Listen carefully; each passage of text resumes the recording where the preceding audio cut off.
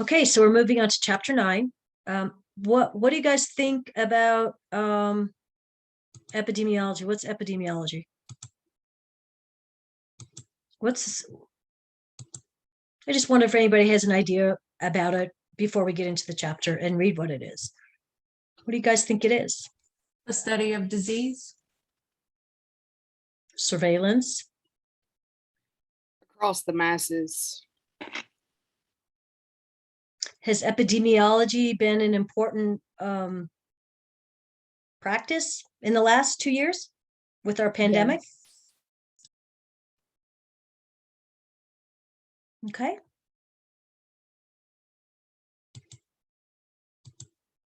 Okay. Understand public health science of epidemiology has major contributions, right? So to the following: understanding the factors that contribute to health and disease, right? The development of health promotion and disease prevention measures, right? It also facilitates the detection and characterization of emerging infectious agents. And then it also helps with the evaluation of health services and policies, and helps with the practice of nursing public health. Okay, so we'll go through the definitions. Epidemiology.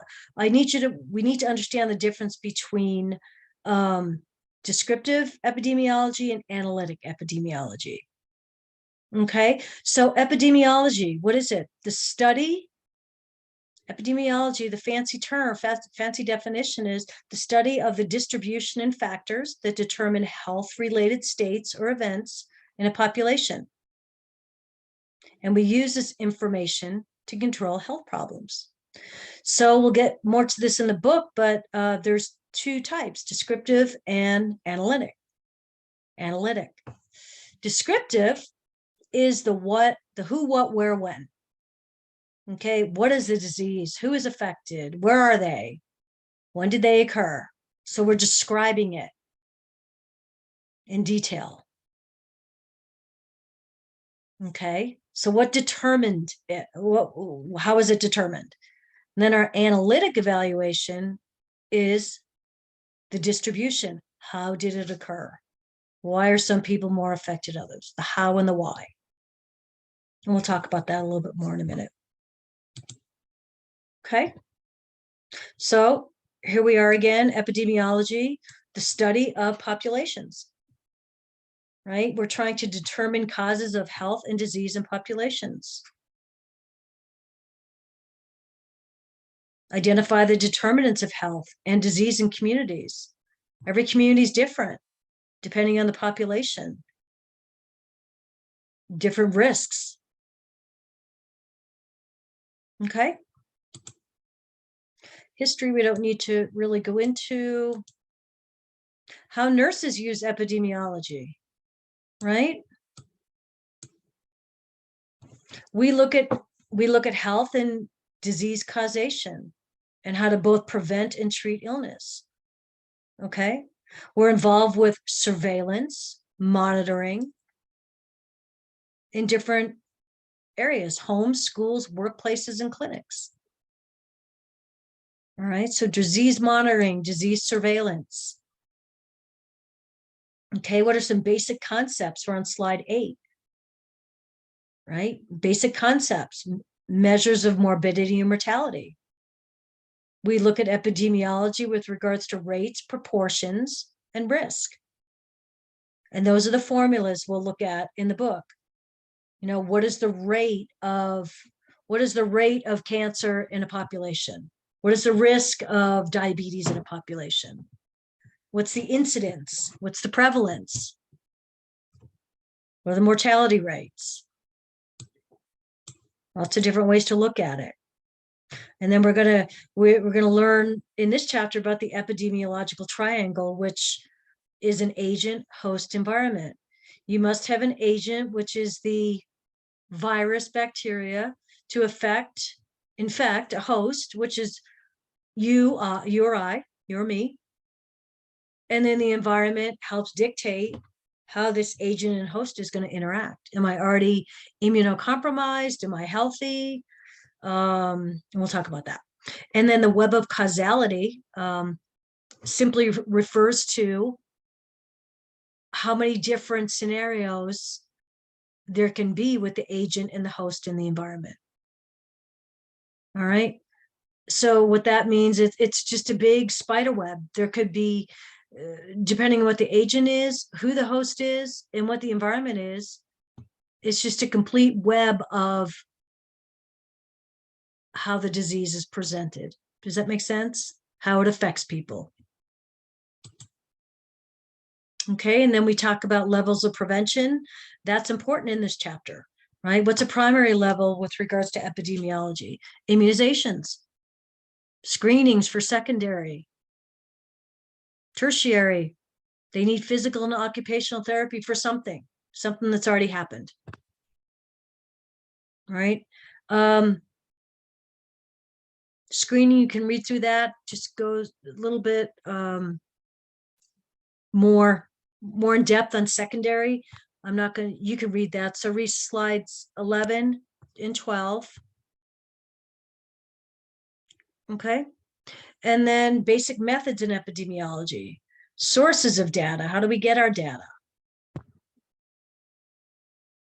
How do we do a rate adjustment for age and other factors? And then here's your 14 and 15 are your slides that talk about what is descriptive and what is analytical, right? So descriptive is the person. What kind of person got it? What's the race, the sex, the age, education, occupation, income, marital status, right? The place, where did they get it? Time. Okay, person, place, time. That's what I need you to just know the specifics. Person, place, time. Okay, with analytic, okay, this is the how. How did it happen? Why did it happen? This is the more literal thinking of it. All right, are we going to do a cohort study? We're going to do a case control study. We're going to do a cross-sectional study. We're going to do an ecologic study. What kind of study do we need to analyze what happened with a particular outbreak or disease? And then experimental studies. We have clinical trials. We have community trials.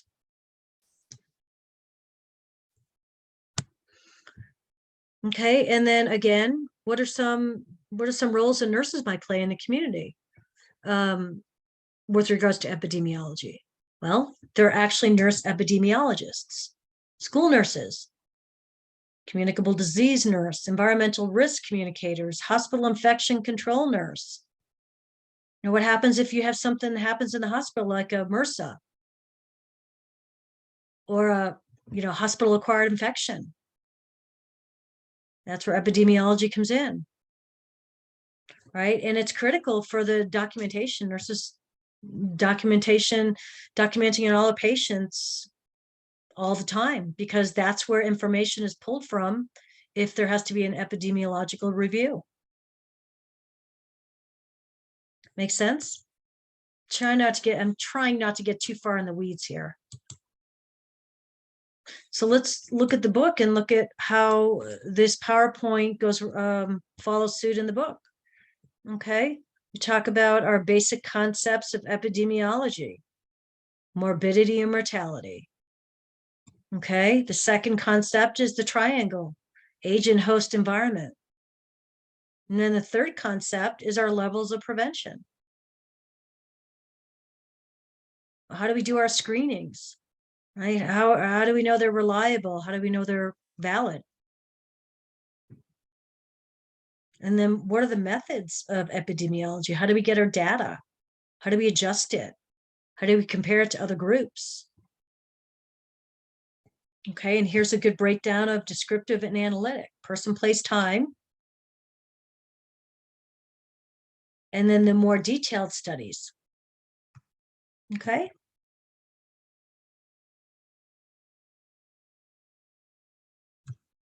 Okay, so here's your definitions, right? So epidemiology investigates the distribution of the patterns of health events in population, tries to determine the factors that influence those patterns. So page 148, you have your descriptive and analytic. Okay. Healthy People 2020. Let's dive right into it. It's right at the beginning of this chapter, page 148. They have objectives for epidemiological objectives for Healthy People 2020, right? There's 4 of them. Increase the percentage of adolescents who participate in extracurricular and out-of-school activities. Reduce the proportion of adults with doctor-diagnosed arthritis who find it very difficult to perform specific joint-related activities. Increase prevention behaviors in persons at high risk for diabetes. And then reduce the MRSA infections. Okay.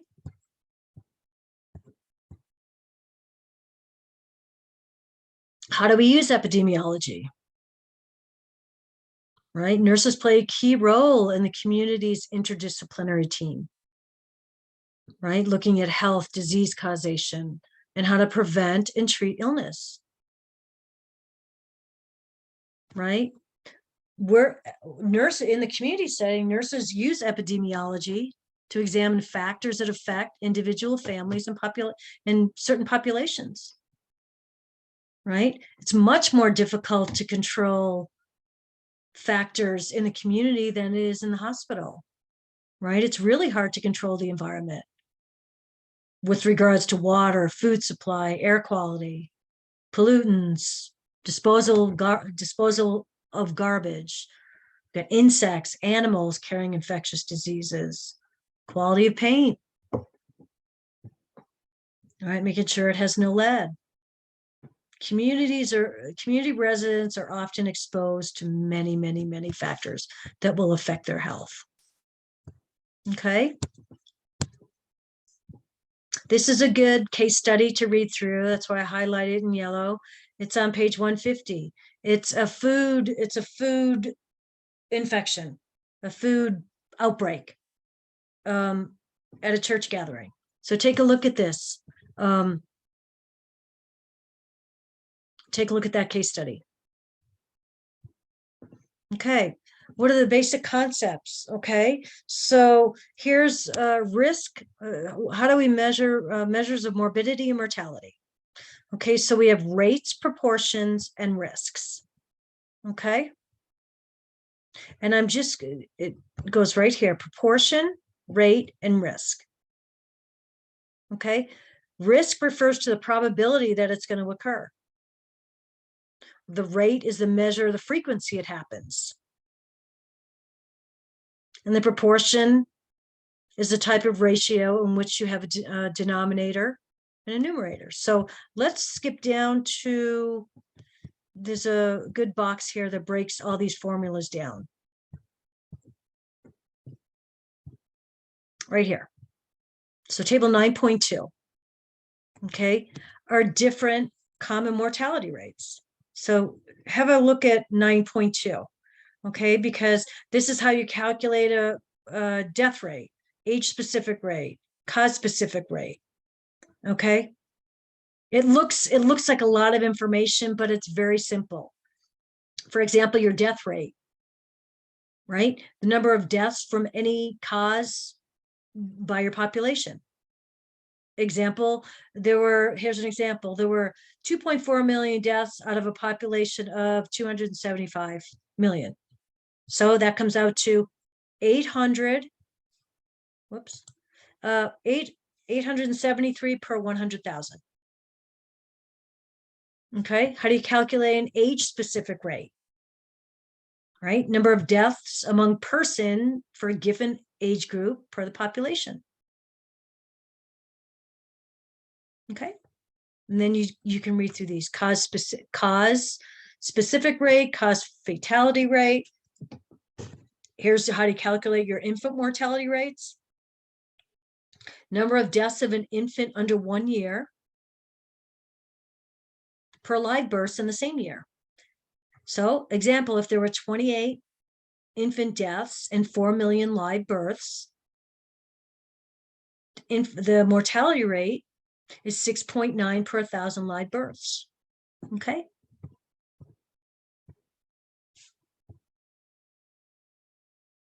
Okay, here's information on the agent, host, and environment. We need to understand this.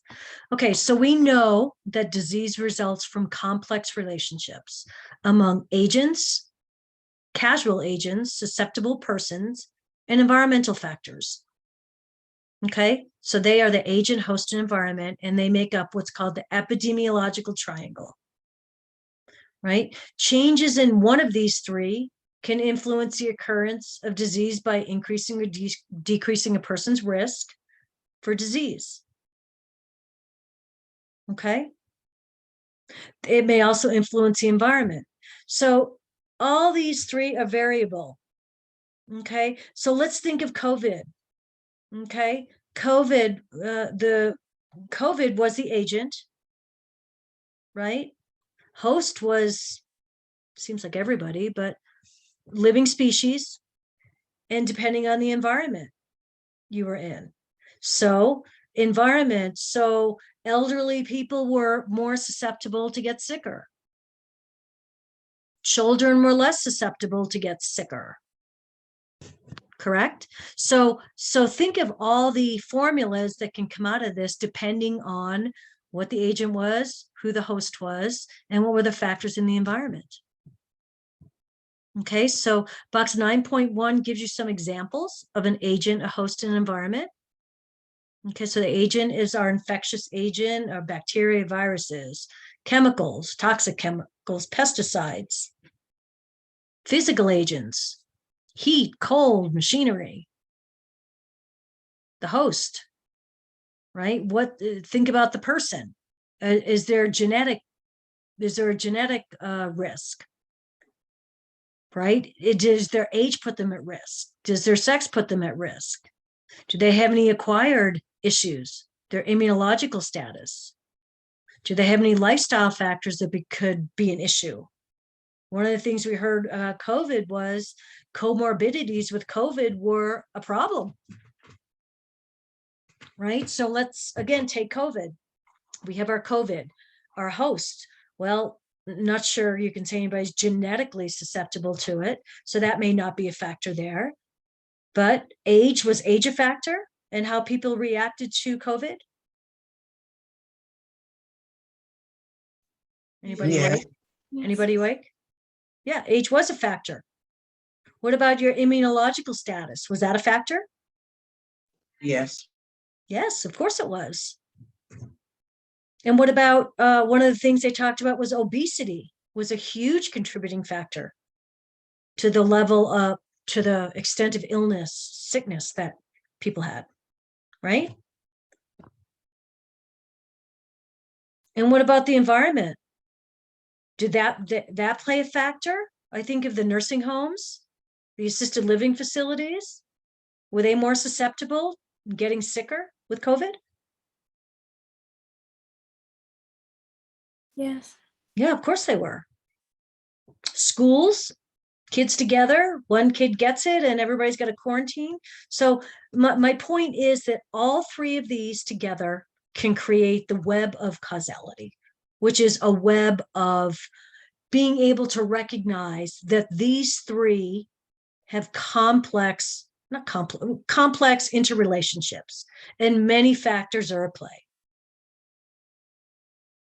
Does that make sense? Many factors are at play. You know, if we take the flu, I don't know, or if you are not healthy, are you more susceptible to getting the flu maybe after you got the flu shot? Of course. Yes. So do you see how these three, you have to have all these three. There has to be an agent to infect the host. And whatever's going on environmentally will determine a lot of things. Okay? Okay.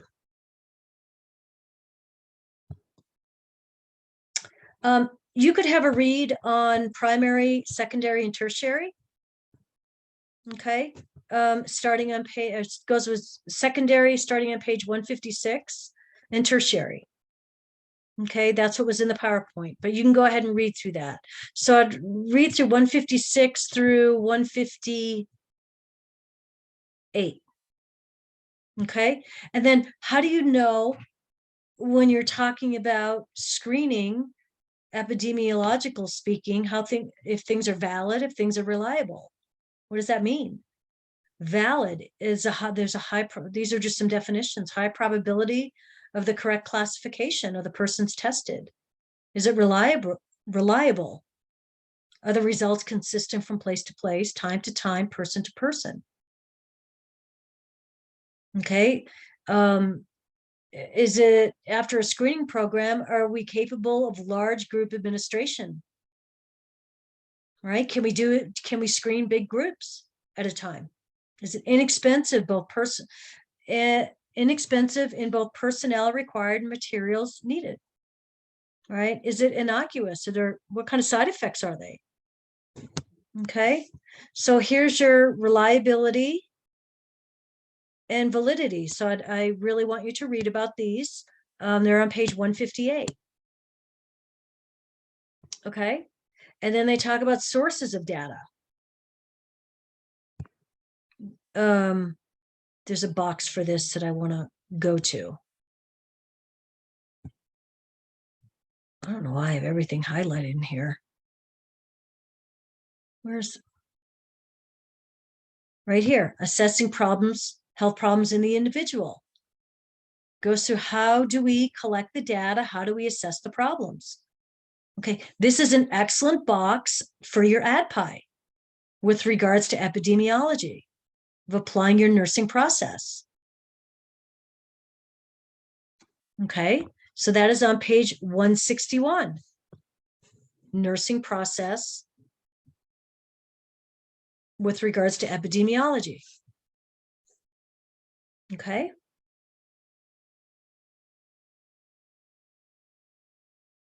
Why is everything in green? Huh. Okay, so we need to take a look at box 9.3. These are the epidemiological study designs. Okay, there's 4. There's ecologic, cross-sectional, case control, prospective, and retrospective. So you just need to have a general understanding of what each of these are. And the one thing I will mention, because it highlights it in the book, is if you're a nurse epidemiologist, or if you're a nurse participating in epidemiological studies, since epidemiology can be very overwhelming, confusing, I want to point out the ecologic study design. Okay, this is what they tell us the nurses would use. It's quick, easy, inexpensive, first-time study. Okay, it uses readily available existing data. Okay. Okay, so that's what nurses would typically use. Epidemiology is a very big practice. Okay, so I want to point out the ecologic.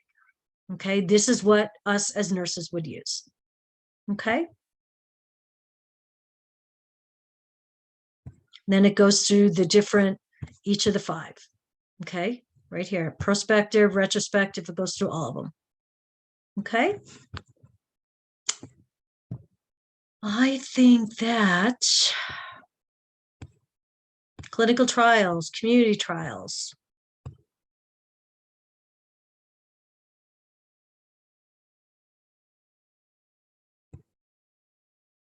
Okay, so applications for epidemiology and nursing, right? Nurses need to know, and we need to be able to use it, right? As always, we're regularly collecting, reporting, analyzing, interpreting, communicating data in many of these areas. What does that sound like? Does that sound like your nursing process? Right? Nurses involved in the care of persons with communicable diseases use epidemiology daily to identify, report, treat, provide follow-up on cases and contacts, say TB, gonorrhea, gastroenteritis. Some school nurses function as epidemiologists. I certainly did with COVID last year, right? Collecting data on the incidence of and prevalence of accidents, injuries, illnesses, on the school population. We track all of that. Okay. Nurses across practice settings are actively involved in activities related to primary, secondary, and tertiary prevention. Okay.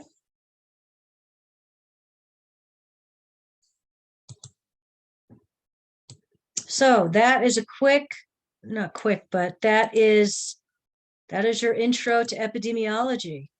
Make sense? Too much information or doing okay? Doing okay. Okay. We're good. Keep going. Okay. All right. Let's do our case study for epidemiology. Okay. Okay. So Jordan is a community health nurse working in a men's prison. His role is to conduct assessments of the inmates and determine the potential health hazards of the population.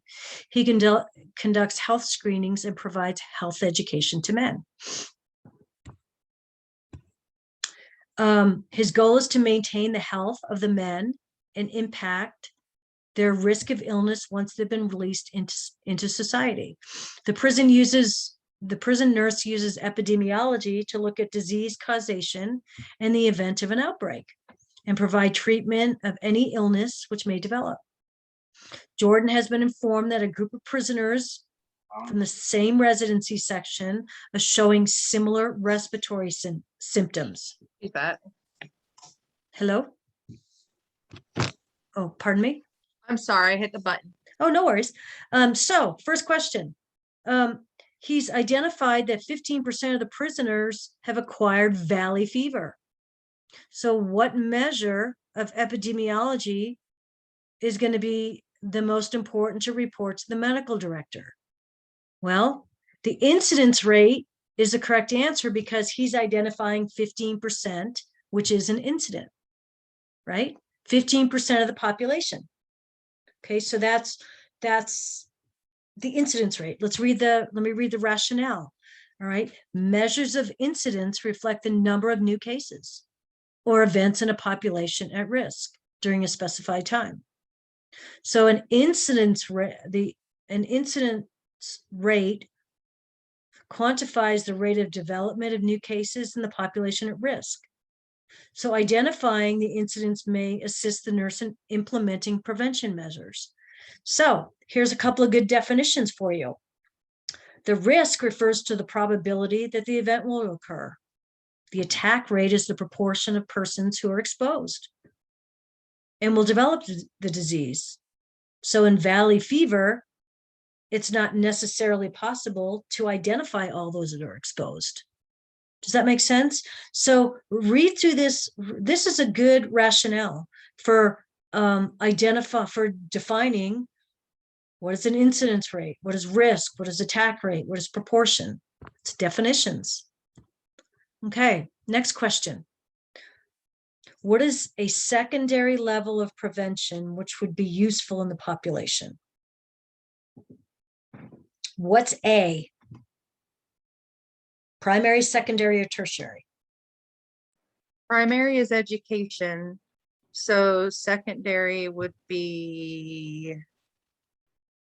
So correct answer is D, because you're doing screening for PPD skin test for TB. But what I'm asking is, what is A? Is A primary, secondary, or tertiary? Flu vaccines. That's Primary. What are flu vaccines? Primary, right? Preventative measures. Right. What's B? That's primary too. primary. Assuming they don't smoke, right? What's C? Tertiary. Why? Because they already have have the diabetes. Exactly. Okay. So we know that secondary prevention refers to interventions designed to increase the probability that a person with a disease will have that condition diagnosed early enough for treatment and is likely to result in a cure, right? So health screenings are at the core of secondary prevention.